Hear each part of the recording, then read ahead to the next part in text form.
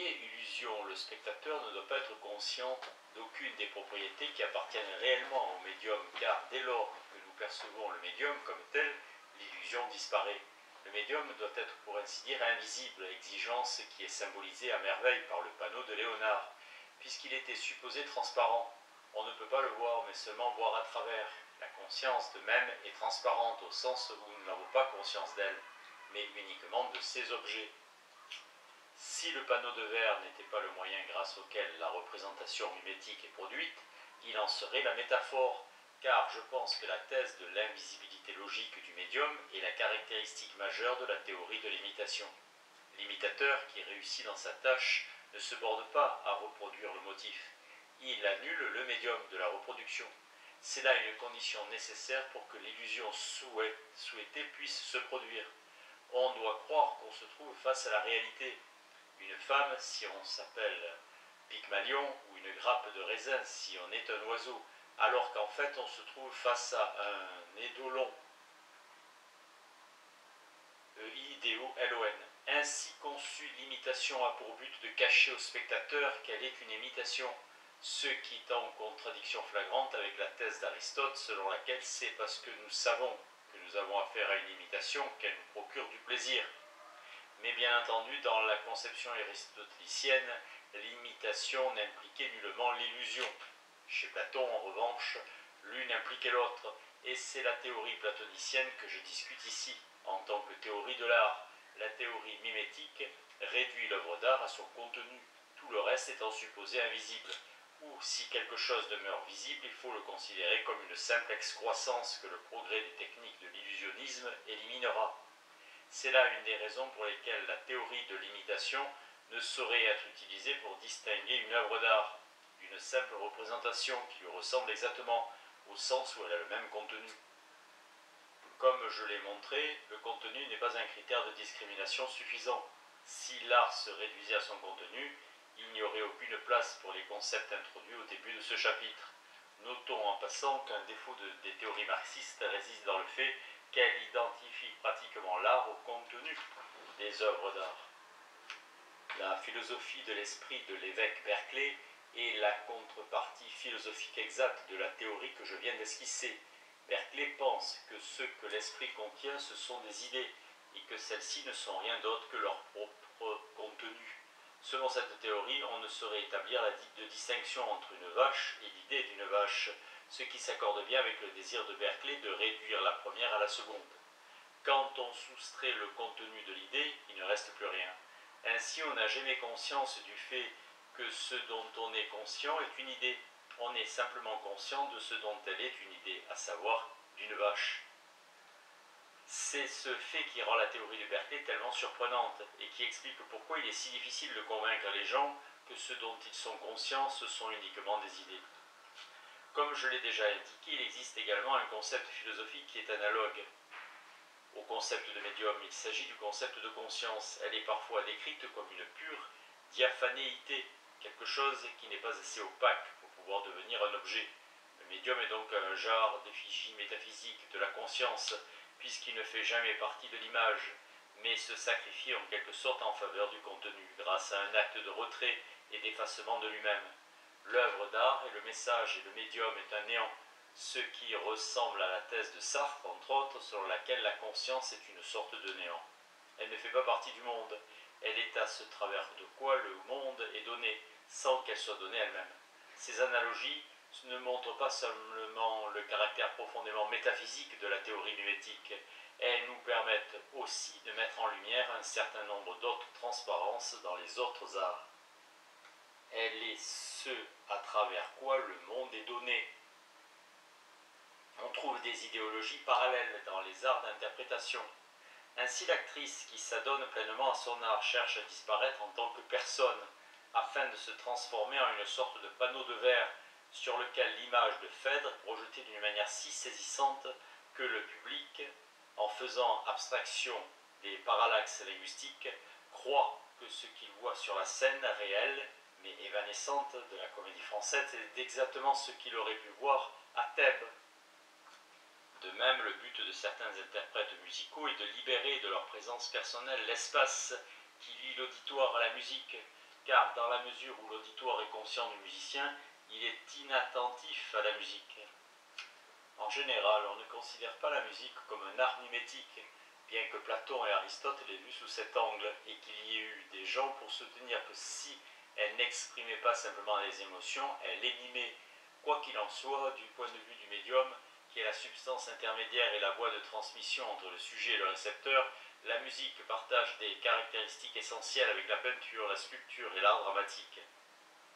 Il en va de même pour la littérature, pour autant qu'on considère que l'écriture est un médium dont nous sommes censés ne pas avoir conscience lorsque nous lisons, et que Lévin et Kitty, par exemple, sont donnés avec autant de clarté à notre esprit que les objets de nos fantasmes et de nos rêves. Pour faire un calembour à partir d'un titre fameux, on pourrait dire que le style idéal est le degré zéro de l'écriture. Comme si écrire était une sorte de pis-aller, un expédient auquel on recourt ceux qui sont incapables de présenter les images et les épisodes de la fiction d'une manière plus directe. C'est comme si la technique cinématographique était une solution au problème propre à l'écriture.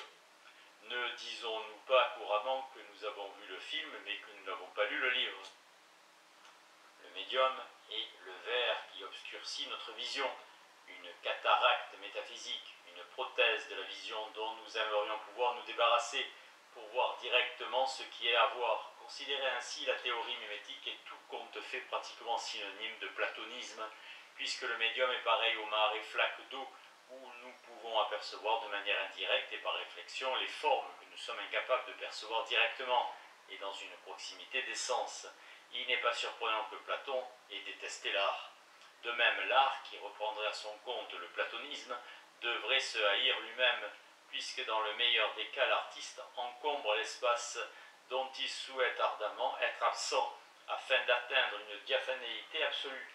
C'est le médium qui coupe l'art de la réalité. En définitive, la théorie mimétique doit son attrait moins à la notion de duplication qu'au fait qu'elle laisse entendre d'une duplication adéquate peut transcender son médium. Laisse entendre qu'une duplication adéquate. Cette théorie implique clairement que toute réaction du public face à une œuvre d'art doit toujours concerner ipso facto le contenu. En termes moins pragmatiques, toutes les propriétés d'une œuvre d'art sont des propriétés appartenant à ce qu'elle montre. Dans le cas idéal, le médium est vierge et il ne possède des propriétés qui lui sont propres que lorsqu'il échoue à atteindre l'état de transparence. Prenons le cas des qualités esthétiques. La théorie mimétique n'a peut-être pas résolu le problème de l'analyse correcte du prédicat « est beau », mais, dira-t-on, elle a résolu celui posé par l'expression « est une belle œuvre d'art ». L'analyse en est simple, X est une belle œuvre d'art, si et seulement si X est à propos de Y et si Y est beau. Dès lors, il est facile de faire de belles œuvres d'art. Il suffit de trouver quelque chose de beau et de le rendre comme si on le voyait à travers un panneau de verre. Lessing a écrit « Les Grecs, qui étaient pleins de sagesse, limitaient la peinture strictement à l'imitation et de la beauté. L'artiste grec n'imitait rien qui ne fût beau. » De telles conceptions sont encore défendues de nos jours, par exemple pour expliquer pourquoi telle ou telle peinture n'est pas belle. Monroe Beardsley écrit dans Beauty and Aesthetic Value « Dans la mesure où la crucifixion telle que la représente Grunewald n'est pas belle, son tableau n'est pas beau. » Beardsley admet qu'il peut y avoir des tableaux de crucifixion qui soient beaux, mais ils doivent alors être au sujet de crucifixion qui soient belles, ou introduire dans l'image d'autres éléments que ceux qui représentent la crucifixion. J'ignore comment on pourrait réaliser la dernière proposition. Je ne vois pas très bien ce qu'on aurait pu ajouter à la peinture de Grunewald pour atténuer l'effet du Christ angoissé et vérolé de taches vertes de manière à rendre belle la peinture entière. On aurait peut-être pu ajouter des gentilshommes et des dames en train de danser dans un décor de guirlandes, à la manière de Watteau ou de Lancret. Mais cet horrible Jésus percevrait tout à la manière d'un acide, et ces éléments pleins de beauté rendraient la peinture plus horrible encore. Tels des nœuds de ruban dont une femme anachorète croirait parer sa chemise de pénitence, afin de lui donner une note plus féminine. De telles surfaces ajoutées ne font qu'approfondir l'horreur et constituent des actes de sadisme artistique, si bien intentionnées soient-elles. En ce qui concerne les belles crucifixions, je suis pour suis plus embarrassé encore. Une crucifixion est un événement plutôt monstrueux. Dans les tableaux religieux de la Renaissance, on voit que les artistes se sont souvent donné beaucoup de mal afin de dissimuler le sang. Le Christ y apparaît parfois comme un véritable athlète, musclé, vêtu de son pagne, suspendu à la croix comme s'il exécutait un exercice de gymnastique. Et on peut trouver dans l'histoire de l'art d'innombrables figures de crucifiés au sujet desquelles on ne peut guère parler de souffrance. Ce sont les théologiens esthéticiens du Concile de Trente qui ont fini par exiger que les angoisses des saints et martyrs en proie aux souffrances soient représentées avec davantage de fidélité, afin d'augmenter la foi des spectateurs. C'est à partir de ce moment que Jésus est représenté écorché et sanguinolent, état dans lequel il a dû être lors de sa crucifixion effective sur la colline du Calvaire. Ainsi, Berzley pense probablement moins aux crucifixions qu'aux représentations de crucifixion qui, elles, peuvent effectivement être belles, mais uniquement parce que ce ne sont pas des imitations. Quoi qu'il en soit, la formule est quasiment la même que celle de Lessing, et nous pouvons l'exprimer comme suit.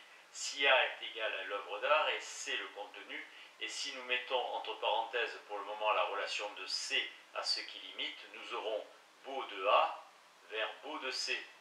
Cette implication présente deux difficultés majeures. D'abord, la condition antécédente de l'implication n'est à proprement parler jamais remplie, car lorsque nous cherchons à attacher un prédicat esthétique à l'œuvre, nous l'attachons en fait toujours à son contenu, puisque d'après la théorie en question, l'œuvre elle-même est ce au sujet de quoi elle est.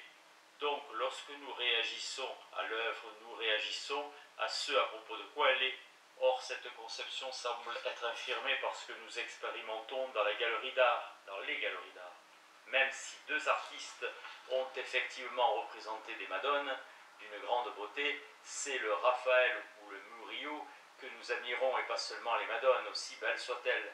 En réduisant l'œuvre à son seul contenu, la théorie ne peut pas expliquer cette expérience. Le deuxième problème tient au fait qu'elle est surtout adaptée à des prédicats esthétiques ordinaires comme est beau, peut-être encore est joli, étant donné qu'une jolie image est souvent l'image de quelque chose de joli.